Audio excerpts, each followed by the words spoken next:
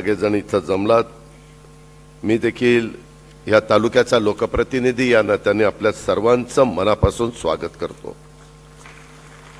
खरं ह्या कार्यक्रमाला माझा प्रयत्न होता देवेंद्रजींना बोलवायचं, परंतु काल पंतप्रधानांचा कार्यक्रम आला आणि त्याच्यावर थोडे आम्हाला कार्यक्रम बदलावे लागले. काल कबड्डीच्या स्पर्धेचा छत्रपती शिवाजी महाराजांच्या नावाने स्पर्धा दरवर्षी होती, तो कार्यक्रम घ्यावा लागला आणि मी माणिकरावांना, पंकजाताईंना, दत्तामामा भरणेंना विनंती केली की आपण आज जाऊया.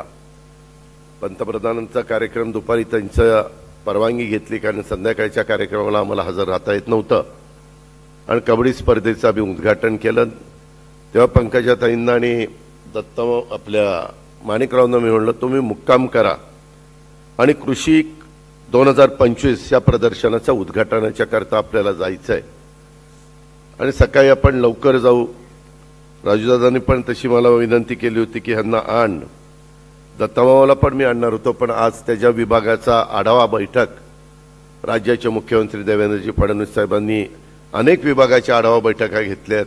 त्याच्यात आज नेमकी त्याचा विषय आला आणि त्याच्यामुळे त्याला रात्री परत जावं लागलं. आज इथं आल्यानंतर आपल्या बारामती ॲग्रिकल्चर डेव्हलपमेंट ट्रस्टच्या कृषी विज्ञान केंद्राच्या वतीनं दरवर्षी आपण अशा प्रकारची प्रदर्शनं भरवतो आणि दरवर्षी त्याच्यामध्ये चांगल्या प्रकारे भर पडत चाललेली आहे.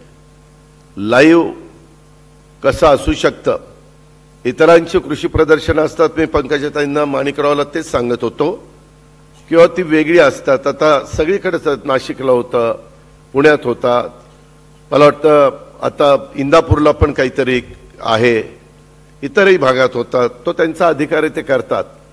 परंतु प्रत्यक्षात इथं कशी ह्या जमिनीमध्ये फळं येऊ शकतात, भाजीपाला येऊ शकतो, फुलं येऊ शकतात, काय त्याला वापरलं पाहिजे, कुठलं त्यामध्ये बदल केले पाहिजेत, नवीन टेक्निक काय वापरलं पाहिजे. आता इथं आपण एवढे जण बसलोय, आपल्या सगळ्यांच्यात उंच असणाऱ्या माणसापेक्षा तिथला भोपळा, मला मगाशी राजूदादा सांगत होता, 9 फूट उंचीचा भोपळा, 9 फूट उंचीचा. जर कोणी सांगितलं तर ते म्हणतील दुपारीच ह्याला चढलेली आहे. म्हणजे ही वस्तुस्थिती आहे, ही पाहिली पाहिजे. मी मगाशीच माणिकरावांना आणि पंकजाताईंना सांगितलं की रस्तोगीला तर मी पाठवणारच आहे. मी आजच कॅबिनेट मुख्यमंत्र्यांना विनंती केली, 5 वाजता आमची कॅबिनेट आहे, कारण मुख्यमंत्र्यांना दावोसला जायचंय परवा दिवशी. त्यावेळेस मी रस्तोगीला सांगणार आहे की कृषी विभागाची आत्ताच जबाबदारी तुम्ही घेतलेली आहे, एकदा जाऊन तिथं पहा काय होऊ शकतं आणि मग आपली विद्यापीठं आहेत, आपले जे काही. आता मगाशी बोलत असताना आमच्या बंधूंनी सांगितलं की त्या जो कांदा इथं दाखवला त्याचं संशोधन झालं माझ्या माहितीप्रमाणे नलवडे राजगुरुनगरला आणि तो कांदा काढल्यानंतर 9 महिने टिकतो. परंतु ते शेतावर माझ्या शेतकऱ्याच्या गेलं पाहिजे, ते आता इथून तिथं पाठवलं जातंय.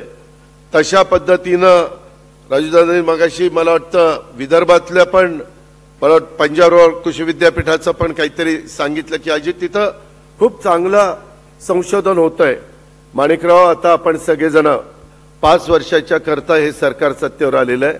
अतिशय चांगल्या पद्धतीनं आपल्या आपल्या विभागाचा उपयोग सर्वसामान्य शेतकऱ्याच्या पर्यंत किंवा त्या घटकापर्यंत पोहोचवण्याचा प्रयत्न एकनाथराव किंवा देवेंद्रजी आपण सगळेजण मिळून त्या ठिकाणी करू. तुम्ही पण ॲग्रिकल्चर डिपार्टमेंटमध्ये, मी मगाशीच राजूदादाला आणि आमच्या नलवड्यांना सांगितलं किंवा तुम्ही नोट तयार करून द्या. माझा अर्थसंकल्प उद्याचा 10 मार्चला आहे, 3 मार्चला अधिवेशन सुरू होत आहे आणि 10 मार्चला अर्थसंकल्पामध्ये पण काही गोष्टी मला टाकता आल्या. मी प्रताप काकांना पण विनंती करीन, आमच्या इथं असणारे श्रीयुत अजित जावकर डॉक्टर, त्यांनाही विनंती करीन की थोडंसं टप्प्याटप्प्याने आपण जाऊ, जेवढं शक्य असेल. साधारण राज्याची आर्थिक परिस्थिती लक्षामध्ये घेता इथं जे बदल होणार आहेत त्याचा फायदा महाराष्ट्रातल्या सगळ्या शेतकऱ्यांना होणार आहे आणि म्हणून आम्ही पंकजाताई, माणिकराव, आम्ही सगळेच जण त्यामध्ये बारकाईनं त्या ठिकाणी लक्ष घालू। एकंदरीतच मी ज्यावेळेस सरकारमध्ये गेलो, आता इथं नलवडे आहेत, नलवड्यांचं पण काम अतिशय उत्तम चाललेलं आहे, राजदादा त्याच्यामध्ये लक्ष देतोय। मगाशीच मला फिरत असताना मी सगळं सांगत होतो दोघां मंत्र्यांना किंवा स्वर्गीय अप्पासाहेब काकांची आठवण ट्रस्टला गेल्यानंतर येतेच, कारण त्यांनी कशा पद्धतीनं तिथं उभं राहून सगळे खड्डे घेतलेत आणि ते काम उभं केलं, ह्याचे अनेक जुने लोक साक्षीदार आहेत। परंतु हे सगळं करत असताना त्यांचा स्वभाव, माणिकराव म्हणले की मला पूर्वीपासून अप्पासाहेब काकांची ओळख आहे आणि ते आमचं सगळं चाललेलं होतं पाहणं। रणजित पण आला, त्यांनी त्याची घोड्याची आवड आहे तिथलं काहीच दाखवलं, राजूदादा सगळंच दाखवत होता। मला शेवटी आम्ही तिकडच्या फार्मवर, गाईच्या फार्मवर जाताना माणिकराव म्हणतात की थोडासा अप्पासाहेब काकांच्या स्वभावातला काही भाग राजूदादात उतरला म्हणले। म्हणलं का? नाही मला तसं जाणवलं। म्हणलं रणजित? नाही म्हणले रणजितमध्ये अजिबात काही उतरलेलं नाही। माणिकराव तुम्ही इतक्या लवकर ओळखू शकता, मला तर काही गंमतच वाटते तुमची। मित्रांनो, गमतीचा भाग ह्याच्यामध्ये जाऊ द्या, परंतु ह्या कृषीच्या निमित्तानं प्रताप काकांनी पण सांगितलेलं आहे आणि खरोखरीच आम्हाला सगळ्यांना राज्यामध्ये ह्या सगळ्या गोष्टी चांगल्या पद्धतीनं करायच्यात। हे करत असताना राज्य सरकारकडनं आम्ही सगळेजण मिळून ते करून घेऊ, परंतु वेळ पडली तर देशाचे पण कृषी मंत्री शिवराजसिंह चौहान, त्यांचाही आता बऱ्याचदा माझा संबंध आलेला आहे आणि त्यांनाही ह्या क्षेत्रामध्ये खूप मनापासून रस आहे, कारण 13-14 वर्ष मध्य प्रदेशचा मुख्यमंत्री म्हणून त्यांनी उत्तम काम केलं। तिथला शेतीचा विकास दर फार चांगला आहे, म्हणजे मागे कोरोनाच्या काळात पण आम्ही बघितलं तर त्यांचा विकास दर तिथला शेतीचा अतिशय चांगल्या प्रकारचा GDP वगैरे होता। तशा पद्धतीनं त्यांची पण आपल्याला मदत ह्यामध्ये घेता येईल।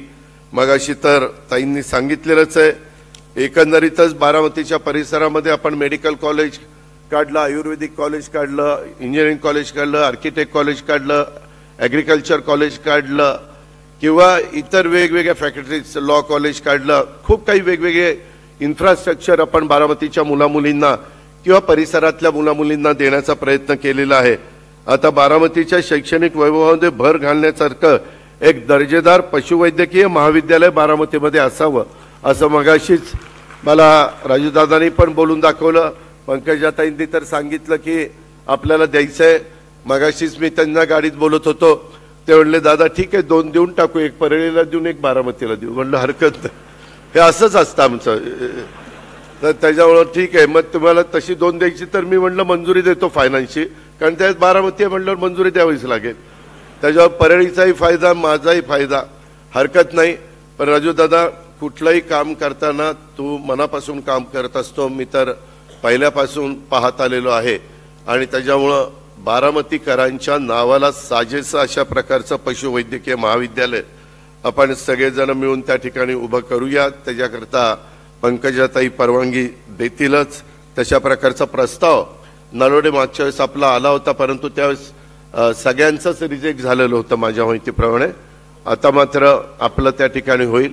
इतर कुठलीही कामं असली तर त्या कामामध्ये मनापासून पाठपुरावा करण्याचं काम नलवडे करत असतात आणि त्याला पूर्णपणे सहकार्य करण्याचं काम हे माझ्याकडनं होत असतं। शेवटी ह्या भागामध्ये सगळ्या गोष्टी झाल्या पाहिजेत। आता इथं आपण 400चा सिंथेटिक ट्रॅक्स पण करतो ना, ट्रॅक एक चांगल्या प्रकारचा सिंथेटिक ट्रॅक पण करतोय। मला वाटतं 9-12 कोटी रुपये खर्च आहे, पण त्यालाही मी मान्यता दिलेली आहे। रस्ते आपण बदलतोय, सुधारणा करतोय। कुठल्याही बाबतीमध्ये कृषी विज्ञान केंद्रावर पण किंवा कुठेही जाताना लोकांना कुठली गैरसोय होऊ नये हा कटाक्षाने माझा आणि माझ्या सगळ्या सहकाऱ्यांचा प्रयत्न असतो आणि त्यामध्ये सगळी कामं झालेली तुम्ही सगळेजण बघता। आपलं सगळ्यांचं काम बोलत असतं, कृषी विकास प्रतिष्ठानचं काम बोलत असतं, शारदा नगर परिसरातलं काम बोलत असतं आणि तशाच पद्धतीनं मी मगाशी म्हणलं माणिकराव तुम्ही आता सूरज काहीतरी ह्याला गेलेला आहे मसुरीला, पण शनिवार रविवार त्याला येता येईल का नाही, आयुक्त आहेत ते आपले कृषीचे, त्यांनाही मी फोन करून सांगणार आहे की हे जे प्रदर्शन आहे त्या काळामध्ये तुम्हाला जर शनिवार रविवार तिथं सुट्टी असेल तर शनिवार रविवार येऊन ते प्रदर्शन त्या ठिकाणी बघा। आणि माणिकराव, जिल्ह्यामध्ये आपले कृषी अधिकारी जे आहेत आणि तालुक्याचे सगळे कृषी अधिकारी ह्या सगळ्यांना हे प्रदर्शन बघण्याचे आदेश उद्याच्या उद्या त्या ठिकाणी द्या, ह्यांनाही बघू द्या, कारण मी तर गेल्यानंतर आपल्या ह्यालाही सांगणार आहे खताळला की साखर कारखान्यांच्या सगळ्या शेतकी अधिकारी, केन डेव्हलपमेंट ऑफिसर आणि संबंधित लोकांनी तिथं जावं, ते बघावं कशा पद्धतीचा ऊस, कारण ते करणं काळाची गरज आहे. मगाशी पण प्रताप काकांशी आम्ही बोलत होतो का, तर ऊसाचं टरेज पण वाढलं पाहिजे, त्याला कमी पाणी लागतं, त्याच्यापेक्षा जास्त पाणी आपण देतोय, रिकव्हरी वाढली पाहिजे. कारण आज तुम्ही पहा, पूर्वीच्या काळामध्ये 1250 किंवा 2500चा कारखाना असायचा, आता एक एक कारखाना 25,000 टनाचा झालाय.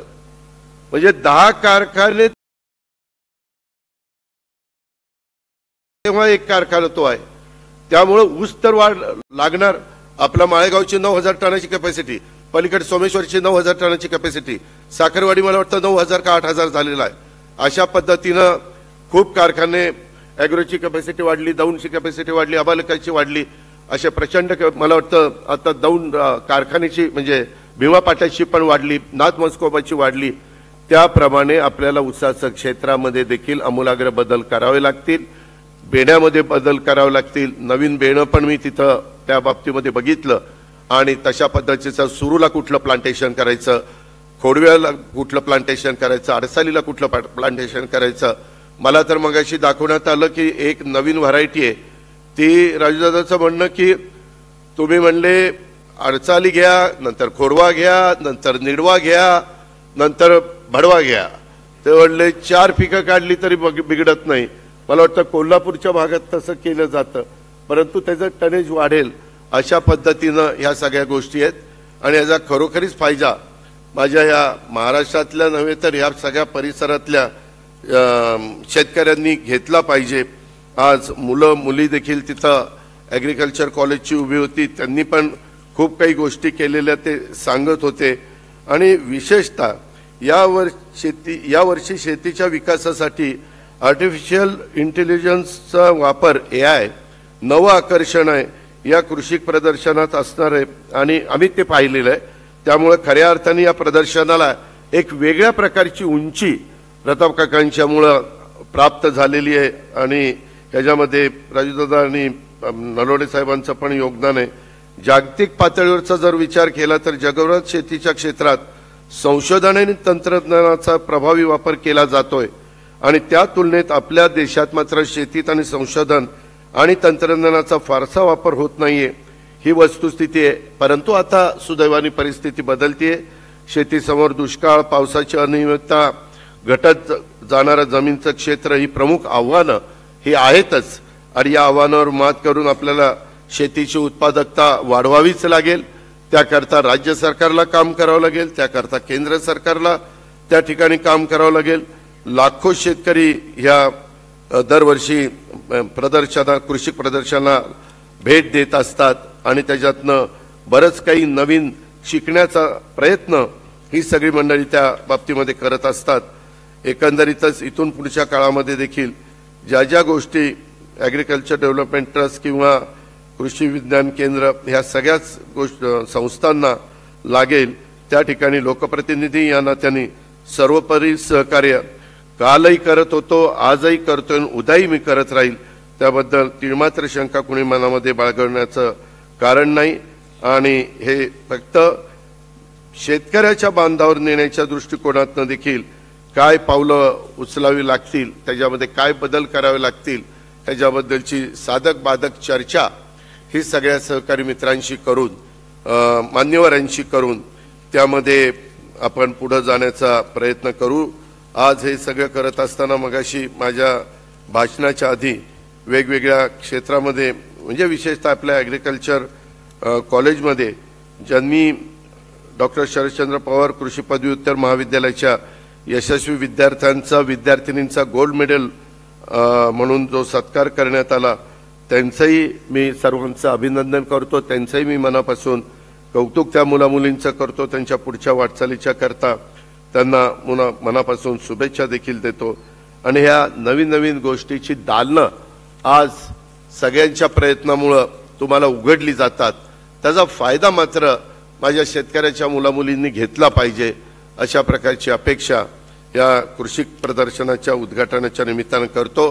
खरं तर मगाशी सकाळी आम्ही 7:30ला त्याचं उद्घाटन केलेलं आहे, परंतु खऱ्या अर्थाने आपल्या सर्वांच्या साक्षीनं 12 कृषी विज्ञान केंद्राचं कृषी 2025 या प्रदर्शनाचं उद्घाटन झालं असं जाहीर करतो आणि त्याचा पुरेपूर लाभ सर्वांनी मनापासून घ्यावा।